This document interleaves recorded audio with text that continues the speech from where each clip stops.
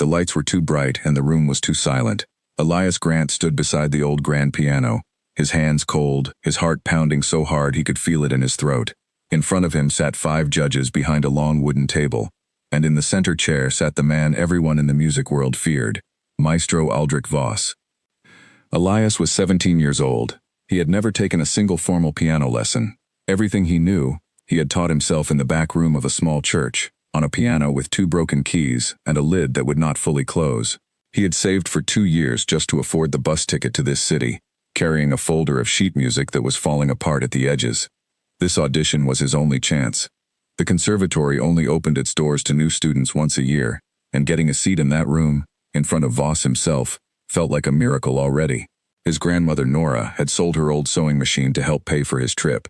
She told him before he left, "Remember, boy, the piano does not care where you come from. It only cares what you feel." He sat down at the bench. His fingers trembled over the keys. He closed his eyes and thought of his grandmother's small kitchen, the smell of bread, the church piano with its broken keys, and every quiet night he had spent teaching himself scales by candlelight because they could not always afford electricity. Then he began to play. The piece was something he had written himself, inspired by the sound of rain falling on tin roofs back home. It was raw, it was imperfect, but it was full of feeling, the kind of feeling that cannot be taught in any classroom. For a moment the room seemed to hold its breath. One of the younger judges leaned forward, surprised by the emotion in the melody. But halfway through the second verse, Elias made a mistake, his fingers slipping on a difficult run of notes. It was a small mistake, the kind any nervous young performer might make, but it was enough. Maestro Voss raised his hand sharply. "Stop," he said, his voice cutting through the room like a blade. Elias froze, his hand still resting on the keys. Voss stood up slowly, adjusting his jacket, and walked toward the piano with the calm confidence of a man who had spent decades being right about everything. He looked down at Elias, not with curiosity, but with open disappointment. "Do you call this music?" Voss said. "This is not talent. This is noise dressed up as passion. You have wasted the time of everyone in this room." Elias tried to speak, but his throat had closed up. He looked around at the other judges. 2 of them looked away, unwilling to meet his eyes. One gave him a small, sympathetic glance, but said nothing. Nobody defended him. Voss was not finished. He turned to the other judges, his voice loud enough for the entire room to hear. "This is exactly why we do not accept students without proper training. Passion without discipline is nothing but a joke." He turned back to Elias. "You are a joke, boy. Go home." The words landed like physical blows. Elias felt his face burn with shame. He looked down at his hands, the same hands that had practiced for thousands of hours, the same hands his grandmother had kissed before he left for the city. And for the first time in his life, he felt truly small. He stood up without a word, gathered his torn folder of sheet music, and walked out of the audition hall. His footsteps echoed down the long marble corridor. Students waiting for their own auditions watched him pass, whispering to each other, some of them smirking, having already heard what happened inside. Outside the conservatory, the afternoon sun felt harsh against his skin. He sat down on the cold stone steps, his folder pressed against his chest, and for the first time since his mother had passed away when he was a child, he allowed himself to cry in public, not caring who saw him. A woman passing by paused, perhaps sensing his pain, but he waved her off gently. He did not want sympathy from a stranger. He wanted the ground to swallow him whole. That night, on the long bus ride home, Elias stared out the window at the passing lights of the city, replaying Voss's words over and over in his mind. "A joke. You are a joke." The words repeated like a curse, embedding themselves deep into his heart. When he finally arrived home, his grandmother was waiting at the door, her face lit with hope. "How did it go?" she asked, her eyes searching his face for good news. Elias could not bring himself to speak. He simply shook his head and walked past her into the house. That night, he sat in front of the old piano in the church, the same piano where he had spent countless hours dreaming of a different life. He placed his hands on the keys, but he could not bring himself to play a single note. The dream that had once burned so brightly inside him now felt like ashes. He closed the piano lid gently, as if closing a coffin, and made a silent promise to himself. He would never play in front of another living soul again. 3 years passed. Elias no longer touched a piano. He worked at a small hardware store in town, stacking shelves and carrying heavy boxes, his hands rough now from labor instead of soft from practice. His grandmother never asked him to play again, though sometimes he caught her staring at the covered piano in the corner of the church with a quiet sadness in her eyes. He told himself he was fine. He told himself music had never mattered that much anyway. But at night, when the house was silent, he would sometimes hear melodies in his head, fragments of songs he used to love, and he would push them away before they could hurt him again. His grandmother, Nora, was growing older. Her hands shook slightly now when she poured tea, and her eyesight was not what it used to be. But her mind remained sharp, and her love for her grandson never wavered. She watched him come home every evening, tired and distant, and she knew something inside him had been broken. One evening, as autumn winds rattled the windows, Nora called Elias into her small bedroom. She was sitting on the edge of her bed, holding a wooden box he had never seen before. Her hands trembled slightly as she opened it. "Sit down," she said softly. "There is something I should have given you a long time ago." Elias sat beside her, curious despite himself. Inside the box were old letters, their edges yellowed with age, tied together with a faded ribbon. There were also several sheets of handwritten music, the ink slightly smudged from years of careful handling. "These belong to your mother," Nora said quietly. Elias felt his chest tighten. His mother had passed away when he was only 5 years old, and he had almost no memories of her, only fragments. A soft voice singing him to sleep, the scent of lavender, the warmth of her arms. "Your mother, Miriam, was a pianist too," Nora continued. "More talented than anyone I ever knew. She used to play in this very church, on this very piano, when she was young. She dreamed of becoming a great performer, of playing on the biggest stages in the world." Elias stared at the letters, unable to speak. "Why did she never tell me?" he finally asked. Nora sighed, her eyes distant with memory. "Your mother auditioned for a great music school when she was young, much like you did. She was told her music was not good enough, that she did not belong in that world. It broke something inside her. She never fully recovered from those words. She stopped performing, stopped dreaming, and eventually put all her hope into raising you." Elias felt a strange chill run through him. It was as if history was repeating itself, as if some cruel pattern was designed to crush every dreamer in his family. Nora reached into the box and pulled out a single sheet of music, more worn than the others. "This was the last piece your mother ever wrote," she said. "She never finished it. She always said she would complete it one day, when she was brave enough to play again. But that day never came." Elias took the sheet of music with trembling hands. The notes were beautiful even on paper, a melody that seemed to speak of longing, of hope, of unfinished dreams. He could almost hear it playing in his mind, incomplete, waiting for someone to give it an ending. That night, Elias could not sleep. He lay awake staring at the ceiling, his mother's unfinished melody echoing in his thoughts. For the first time in 3 years, he found himself wanting to sit at a piano again, not to prove anything to anyone, but simply to hear the notes come alive. Before dawn, unable to resist any longer, he quietly made his way to the church. The old piano sat in the corner, dust gathering on its wooden surface. He wiped it clean with the sleeve of his shirt and sat down on the familiar bench. He placed his mother's unfinished sheet music on the stand, and began to play the notes exactly as she had written them. The melody was hesitant at first, careful, almost shy, as if the piano itself remembered the pain of being silenced. As he reached the point where his mother's notes ended, he paused, his fingers hovering above the keys. The melody simply stopped there, unfinished, incomplete, exactly as her dream had been. Something inside Elias stirred, a feeling he had buried deep beneath years of shame and disappointment. Without fully deciding to, his fingers began to move again, continuing the melody in his own way. He was no longer just playing his mother's music. He was completing it, blending her voice with his own, weaving together 2 broken dreams into something new. For the first time in years, tears streamed down his face while he played. But these were different tears, not tears of humiliation, but tears of release. Somewhere in the unfinished notes of his mother's song, he found a version of himself he had thought was lost forever.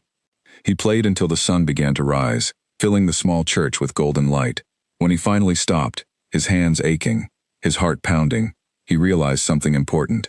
He was not playing for Maestro Voss anymore. He was not playing to prove anyone wrong. He was playing because his mother's dream deserved to be heard, and because somewhere deep inside him, his own dream was still alive too. He gathered the sheet music carefully, placing it back into the wooden box, but this time, he did not put it away in a drawer. He kept it close, like a promise waiting to be kept. And for the first time since that painful day in the audition hall, Elias allowed himself to imagine a future where he might play again. Not for judges, not for approval, but for the truth his mother never got to share with the world. Word of his late-night visits to the church slowly began to spread through the small town. A neighbor mentioned hearing beautiful music drifting through the night air. The local priest, noticing the piano was no longer covered in dust, smiled quietly to himself but said nothing. Elias did not know it yet, but the sound of his mother's unfinished song was about to change the course of his life forever. The following weeks brought a quiet transformation. Elias began visiting the church every evening after his shift at the hardware store, no longer hiding his return to music but still keeping it private, playing only for himself and for the memory of his mother. He started writing down his own melodies too, filling notebooks with ideas that had been trapped inside him for years. One afternoon, a young boy from the neighborhood, no older than 10, wandered into the church while Elias was practicing. The boy sat quietly in the back pew, listening with wide eyes. When Elias finished playing, the boy asked shyly if he could learn to play too. Elias hesitated, memories of his own humiliation flashing through his mind, but something in the boy's hopeful face reminded him of himself years ago.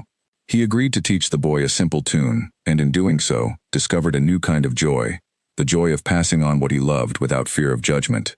Word spread further, and soon 2 more children from the neighborhood began showing up after school, eager to learn. Elias found himself, almost accidentally, becoming a teacher, and in teaching others, he began healing parts of himself he thought were broken beyond repair. Nora watched this transformation with quiet pride, never mentioning Voss's name, never pushing her grandson toward any particular path, simply grateful to see the light slowly returning to his eyes. She often sat in the back of the church during his lessons, her hands folded in her lap, remembering her own daughter who had once dreamed the same dreams. One Sunday morning, a young woman named Claire Dunmore, who worked for a small online magazine covering local stories, wandered into the church by accident, seeking shelter from sudden rain. She heard music drifting from the back room, gentle at first, then rising into something powerful and moving. She followed the sound and found Elias at the piano, surrounded by 3 children who watched him with quiet admiration. Claire stood in the doorway for several minutes, unwilling to interrupt. When Elias finally noticed her, he stopped playing, embarrassed, but she smiled warmly and asked if she could record a short clip for her small online page. Elias hesitated, old fears rising in his chest, but the children encouraged him, and he agreed to play just once more. Claire recorded a short video of Elias playing his mother's unfinished melody, now complete with his own ending. The 2 voices woven together into something that felt like a conversation between a mother and her son across time. She uploaded it that same evening with a simple caption, describing a self-taught pianist teaching music to children in a small-town church. Nobody expected what happened next. Within 2 days, the video had been shared thousands of times. People were moved not just by the music, but by the story behind it. A boy who had built his skill from nothing, teaching himself in a broken-down church, now sharing that gift freely with children who had nothing either. Comments poured in from strangers around the world, many of them saying the melody had brought them to tears. Elias knew nothing of this at first. He continued his quiet routine, working at the hardware store during the day and teaching children in the evening, unaware that his face and his music were being shared across screens far beyond his small town. It was Nora who first noticed something had changed when a stranger stopped her in the market and asked if she was related to the young man in the piano video. That evening, Elias sat with his grandmother and watched the video on an old tablet borrowed from a neighbor. Watching himself play, hearing strangers in the comments describe how the music had touched them, stirred something complicated inside him. Pride mixed with fear, hope mixed with the old ache of memory. Within a week, Claire returned to the church, this time with a small camera crew from a larger media outlet that had picked up the story. She explained to Elias that a well-known charity foundation, one that supported young musicians from difficult backgrounds, wanted to feature him in a short documentary about hidden talent overcoming hardship. Elias was stunned. Part of him wanted to refuse, still haunted by the memory of the audition hall, but the children who gathered around him every evening urged him to say yes, believing his story could help others like them. He agreed, cautiously, on one condition. He wanted the story to focus on his mother's unfinished music, not on himself alone. Claire agreed immediately, sensing that this detail was exactly what made the story so powerful.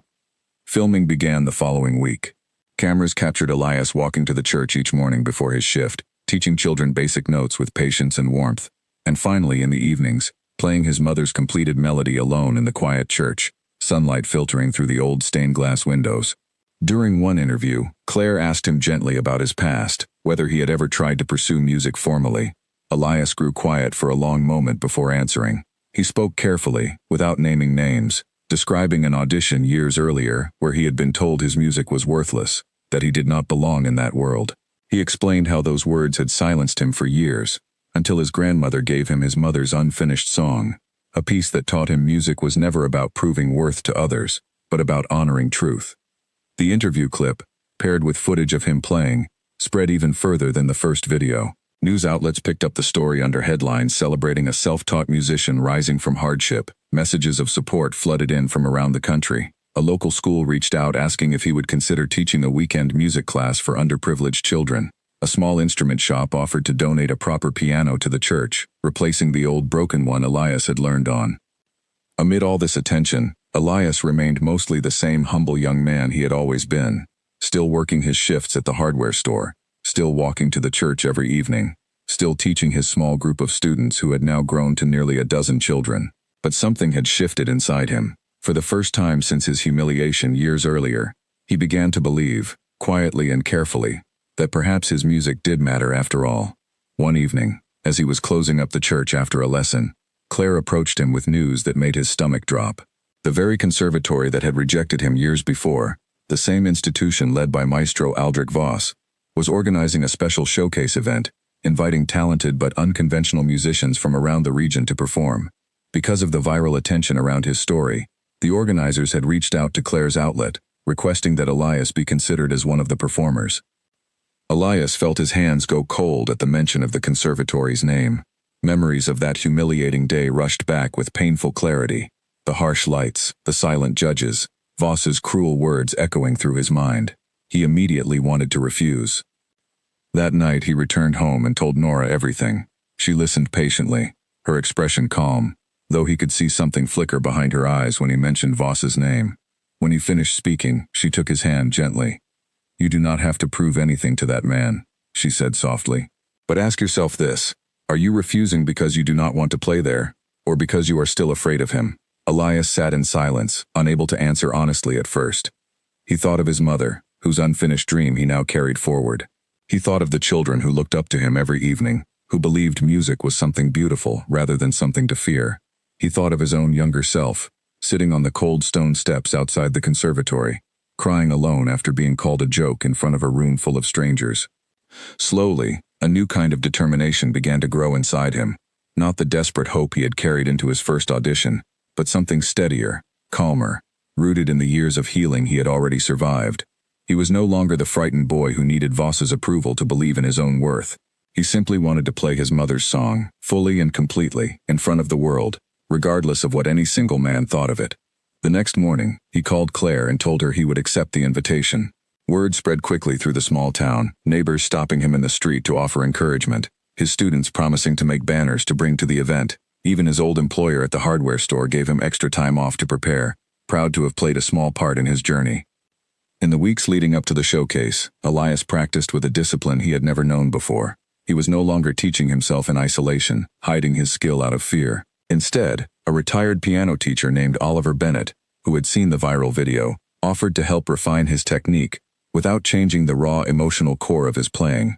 Oliver had once studied under a rival institution to Voss's conservatory, and understood exactly how much pressure young performers often faced under harsh judges. Under Oliver's gentle guidance, Elias worked on strengthening the more difficult technical sections of his mother's piece, the very type of passage that had caused his mistake years earlier. But this time, the practice did not feel like punishment. It felt like preparation, like honoring both his mother's memory and his own hard-earned growth. Nora attended every practice session she could, sitting quietly in the church pew, sometimes closing her eyes as the melody filled the space, remembering her daughter, imagining how proud Miriam would have been to see her unfinished dream finally taking flight through her son. As the date of the showcase approached, Claire's media outlet continued covering Elias's preparation, releasing short videos of his rehearsals that gathered even more attention online. The story had grown far beyond a simple viral clip. It had become a symbol for anyone who had ever been told their dreams did not matter, anyone who had ever been dismissed by someone in a position of power. Word eventually reached the conservatory that the very showcase they had organized to boost their own reputation was now closely tied to a story about resilience against harsh judgment, the kind of judgment their own institution, and specifically Maestro Voss, had become known for over the years. Quiet murmurs began circulating among conservatory staff and former students, some of whom had experienced similar treatment from Voss but had never spoken publicly about it. 2 nights before the event, Elias could not sleep. He sat alone in the church long after midnight, his mother's original handwritten sheet music spread before him alongside his own additions. He thought about the frightened boy who had walked out of that audition hall 3 years earlier, vowing never to play in public again. He thought about how far he had traveled since then, not in distance, but in spirit. He picked up a pen and wrote a small note at the very top of the sheet music, a private message meant only for himself. It read simply, "This time, I play for truth, not for approval." He folded the note carefully and placed it inside his jacket pocket, close to his heart, planning to carry it with him onto the stage. Nora found him there in the early hours of the morning, still sitting at the piano, his eyes tired but calm. She sat beside him without a word, resting her head gently on his shoulder the way she used to when he was a small boy. Together they watched the first light of dawn creep through the stained glass windows, painting soft colors across the old wooden floor. "Whatever happens on that stage," she finally said, "you have already given your mother's song a voice. That alone is enough. Nothing that man says can take that away from you." Elias nodded slowly, feeling a quiet strength settle deep within him, a strength built not on the approval of judges, but on love, memory, and years of patient healing. As the sun rose fully over the small town, he closed the piano lid gently, not as an ending this time, but as a pause before the final chapter of his mother's unfinished song was about to be written, on a stage far larger than either of them could have imagined. The morning of the showcase arrived quickly. Elias dressed in a simple black shirt his grandmother had carefully pressed the night before, and packed his mother's sheet music into the same worn folder he had carried into his very first audition years ago. As he stepped out the door, his students lined the street outside, holding handmade signs with encouraging words, cheering as he passed. Nora stood among them, her eyes glistening with pride, waving until his bus disappeared around the corner toward the city. The concert hall was unlike anything Elias had seen before. Tall ceilings, rows of polished seats, and a grand stage lit with soft golden lights. Backstage, other performers moved nervously between mirrors and instrument cases, adjusting their outfits, whispering final notes to themselves. Claire met him near the entrance, offering a reassuring smile and a quiet word of encouragement before hurrying off to prepare her coverage of the event. Elias found a quiet corner backstage and sat with his mother's sheet music resting on his knees. He closed his eyes, breathing slowly, letting the noise of the hall fade into the background. He thought of his students back home, of Nora's words that morning, of the small folded note tucked inside his jacket pocket. "This time, I play for truth, not for approval." As the event organizers called performers to line up, Elias caught sight of a familiar figure across the room, and his entire body tensed. Maestro Aldrich Voss stood near the front of the hall, dressed in a formal dark suit, speaking with several conservatory board members. He looked exactly as Elias remembered, tall, composed, radiating an air of authority that seemed to make everyone around him smaller. Elias forced himself to look away before their eyes could meet, unwilling to let old fear take hold of him again.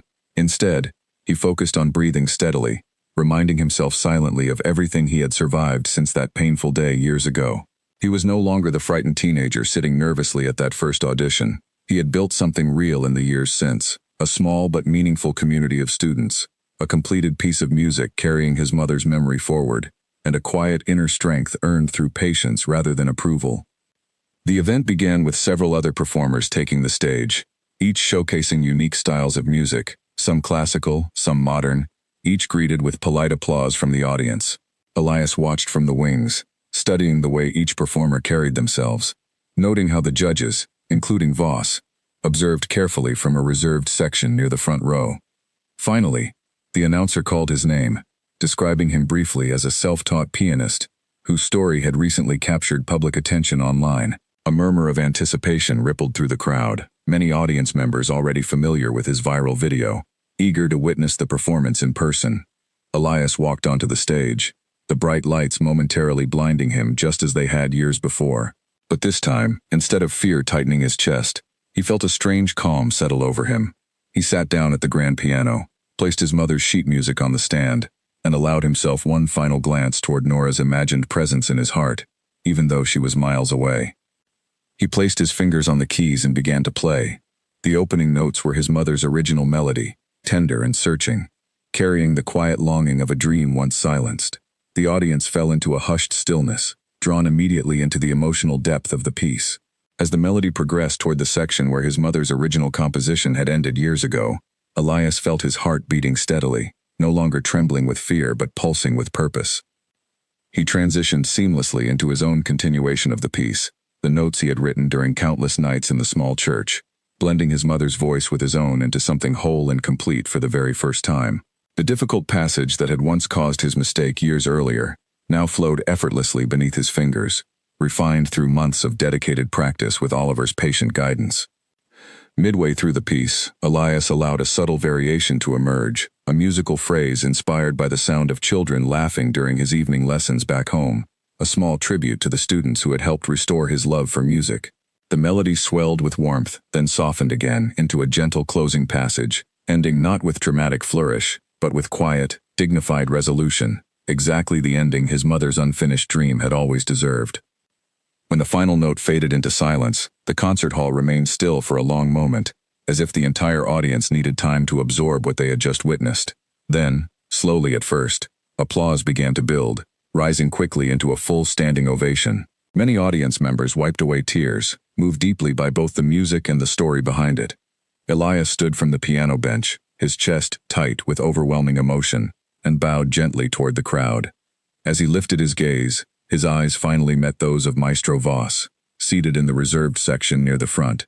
For a brief moment something unreadable crossed Voss's expression, not quite recognition at first, then a slow dawning realization, as memory connected the young man on stage with the humiliated boy from years earlier. Backstage, following the performance, Claire approached Elias with her camera crew, requesting a brief interview to capture his reaction. As they spoke, an event organizer interrupted, informing Elias that several journalists in attendance were requesting comments from conservatory officials regarding his story, particularly given rumors circulating about his previous rejected audition years earlier. Elias felt a knot form in his stomach, uncertain what this meant. Moments later, without warning, Maestro Voss himself approached the small backstage gathering, flanked by two conservatory board members.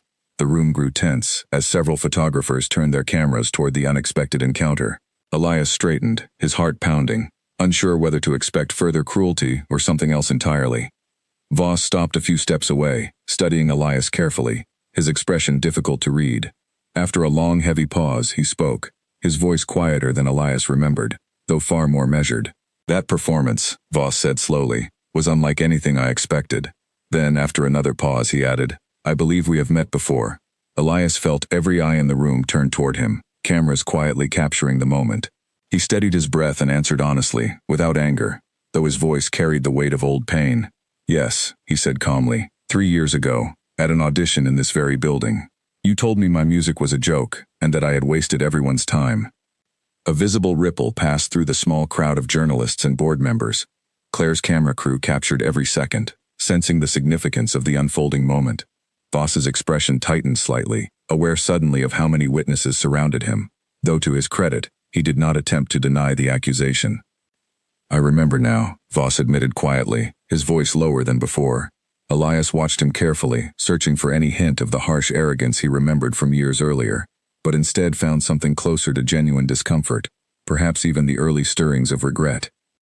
One of the journalists present, seizing the opportunity, asked Voss directly whether he had any response to accusations, now surfacing publicly, that his teaching methods over the years had discouraged and hurt numerous young musicians, some of whom had reportedly abandoned music entirely following similar encounters with him. Voss hesitated, clearly caught off guard by the sudden shift from private conversation to public scrutiny. Before Voss could formulate a response, another voice spoke up from the small gathering, a young woman Elias did not recognize, one of the other performers from earlier that evening. She stepped forward hesitantly, and admitted that she too had once been harshly dismissed by Voss during a masterclass years earlier, an experience that had nearly caused her to quit music altogether. Her admission opened a floodgate, as two more performers backstage quietly nodded in agreement, sharing brief but pointed glances that suggested similar unspoken histories. The conservatory board members standing beside Voss exchanged uneasy looks, clearly unprepared for the sudden shift in public perception unfolding before them. One of them gently suggested moving the conversation to a more private setting, but the damage, if it could be called that, had already been witnessed by enough press and cameras to ensure the moment would not be forgotten. Elias did not gloat or push further. He had not come to the showcase seeking revenge, only to finally give voice to his mother's unfinished song, and by extension, to his own long silenced dream. He simply stood quietly amid the unfolding chaos, watching as years of unspoken grievances against Voss began surfacing in real time, sparked unintentionally by his own honest answer. Later that night, as Elias rode the bus back toward his small hometown, exhausted but strangely peaceful, he received a message from Claire. Her article covering the event, along with video footage of the backstage encounter, had already begun spreading rapidly online, reigniting public conversation about accountability within respected institutions, and about the silent damage sometimes caused by those entrusted with nurturing young talent. Within days, the story had grown far beyond a single viral video or a moving performance. Claire's article, paired with the raw backstage footage, spread across national news outlets, sparking widespread public discussion about the treatment of young musicians under demanding instructors. Social media filled with comments from former students of various institutions, many sharing their own painful memories of harsh criticism that had discouraged them from pursuing music altogether. The conservatory, sensing the growing pressure, released a brief statement acknowledging the concerns and announcing an internal review of teaching practices within the institution. Though the statement did not mention Voss by name directly, everyone who had witnessed the backstage encounter understood exactly who the review was centered around. Meanwhile, back in his small hometown, Elias returned to his quiet routine, working at the hardware store, teaching his evening piano classes, largely unaware of just how far the story had spread. It was Oliver, his retired piano teacher friend, who informed him one afternoon that a formal investigation had been opened by the conservatory's board, prompted by an overwhelming number of former students coming forward with similar accounts of humiliation and discouragement under Voss's instruction over the years. Elias felt a complicated mixture of emotions upon hearing the news. Part of him felt a quiet sense of validation, knowing his experience had not been an isolated incident, but part of a larger pattern that had gone unaddressed for far too long. Yet he also felt no desire to celebrate another person's downfall. His journey had never been about punishing Voss, only about reclaiming his own voice and honoring his mother's unfinished dream. Over the following weeks, more details emerged publicly. Several former students, encouraged by the courage of the young woman who had spoken up backstage, provided detailed accounts to journalists and conservatory investigators, describing a consistent pattern of harsh, sometimes cruel treatment stretching back many years. Some described being mocked in front of their peers, others described being told outright that they lacked any real talent, remarkably similar language to what Elias himself had experienced. The conservatory's board, facing mounting public pressure and the very real risk of losing funding from concerned donors, eventually announced the results of their internal review. Maestro Aldrich Voss was formally removed from his teaching position, effective immediately, following what the board carefully described as a pattern of conduct inconsistent with the institution's values regarding student welfare and respectful mentorship.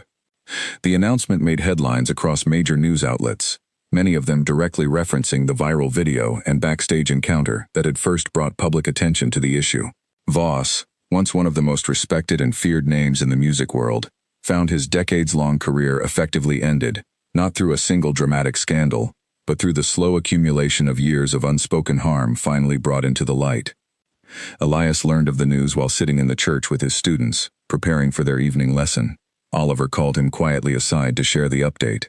For a long moment, Elias said nothing, staring out through the old stained glass windows, memories of that painful audition day resurfacing one final time.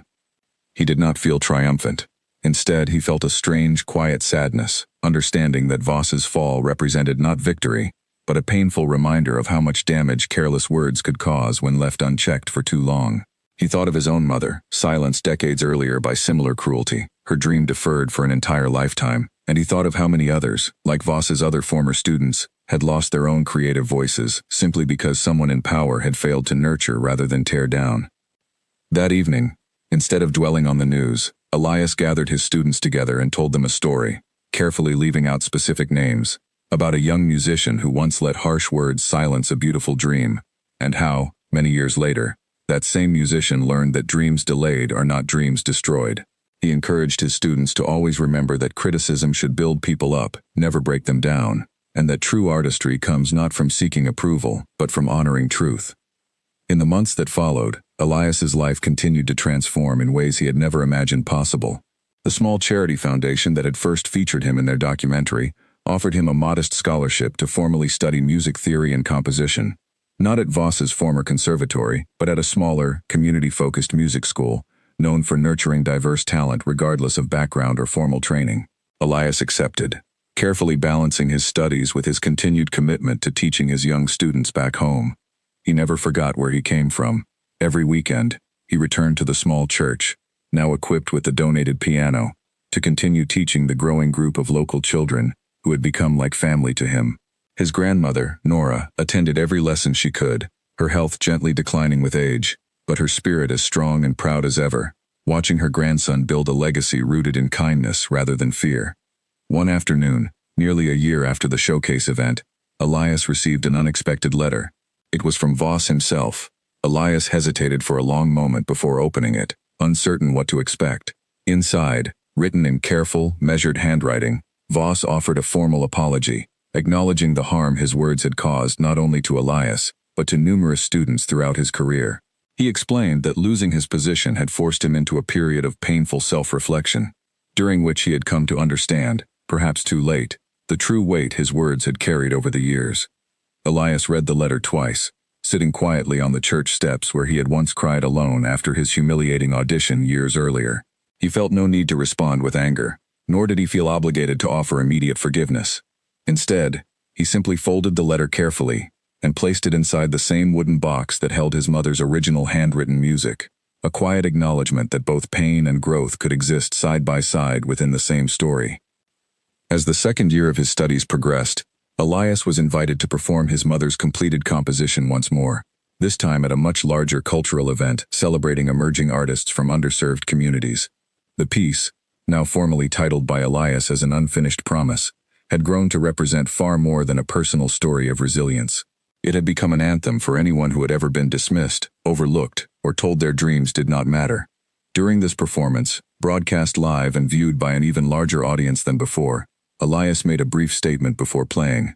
He spoke not about revenge or vindication, but about the importance of mentors who lift others up rather than tear them down, and about the quiet power of unfinished dreams passed from one generation to the next. He dedicated the performance to his mother, Miriam, whose voice, though silenced decades earlier, finally found its way into the world through her son's hands. As the years passed, Elias completed his formal studies and, rather than pursuing a solo performing career on distant stages, chose instead to open a small, permanent music school in his hometown, funded partly through continued support from the charity foundation that had first discovered his story. He named the school after his mother, offering free lessons to children from families who could not otherwise afford formal music education. The old church piano, the very instrument on which he had first taught himself to play, was preserved and placed proudly at the center of the new school, as a symbol of humble beginnings. Above it hung a simple framed copy of his mother's original handwritten sheet music, a permanent reminder to every student who walked through the doors that talent could bloom anywhere, regardless of circumstance, and that dreams, even when delayed by cruelty or hardship, were never truly lost. Nora lived long enough to see the school fully established, often sitting quietly near the entrance, greeting students and their families with warm smiles, proud beyond words of the man her grandson had become. When she eventually passed away peacefully in her sleep, surrounded by family, Elias honored her memory by dedicating an entire wing of the school in her name, ensuring her quiet strength and unwavering belief in him would continue inspiring future generations of young musicians. Years later, during the school's annual recital, Elias watched from the back of the church hall as one of his youngest students, a shy girl who had struggled at first to find confidence at the piano, performed a small piece she had written herself, hesitant but proud. The audience applauded warmly, and Elias felt his chest tighten with familiar emotion, remembering his own trembling hands so many years earlier, remembering the harsh words that had once nearly silenced him forever. After the recital, the girl approached him nervously, asking if her piece had been good enough. Elias knelt down to meet her eyes and told her gently that good enough was never the right question to ask about music.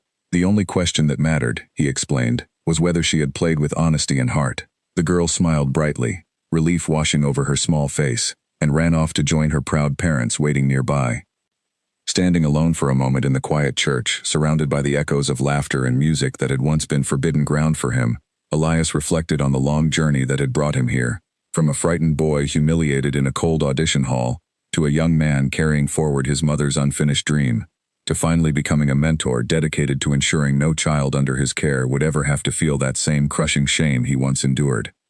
He walked slowly to the old piano at the center of the school, the same instrument where his story had truly begun, and gently placed his hand upon its worn wooden surface. In that quiet moment, he understood clearly that his mother's unfinished promise had, at last, been fully kept, not through revenge, not through fame, but through the simple, powerful act of turning old pain into a lasting gift for others. One note, one student, and one unfinished dream at a time.